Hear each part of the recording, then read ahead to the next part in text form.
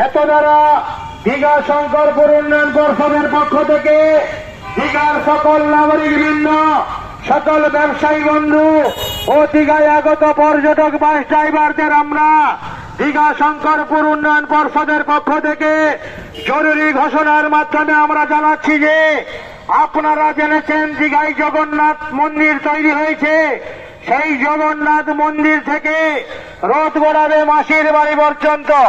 তাই জগন্নাথ ধাম থেকে মাসির বাড়ি পর্যন্ত রাস্তার দুপাশে যে সকল দোকানপাট এখনো রয়েছে আপনারা অতি সত্বর কাল সকাল 9টার মধ্যে সরিয়ে নিন, অন্যথায় 10টার মধ্যে প্রশাসনের কাজ শুরু করবে। তাই আপনাদেরকে বারবার ঘোষণা করা হচ্ছে আপনারা কাল সকাল 9টার মধ্যে রাস্তার দুপাশে সকল দোকানপাট তুলে নিন এবং সকল বাস যেগুলো পার্কিং করেছেন আপনাদের ড্রাইভারদের আমরা অনুরোধ করছি আপনারা আপনাদের নির্ধারিত পার্কিং প্লেস রয়েছে আপনারা বাস গাড়িগুলোকে ওখানে নিয়ে চলে যান।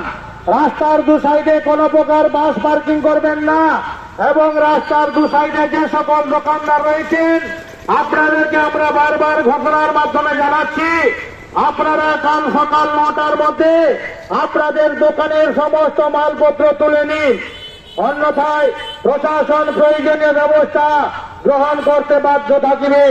আদেশানুসারে কার্যনির্বাহী আধিকারিক শঙ্করপুর উন্নয়ন কর্তৃপক্ষ ও পূর্ব মেদিনীপুর জেলা প্রশাসন।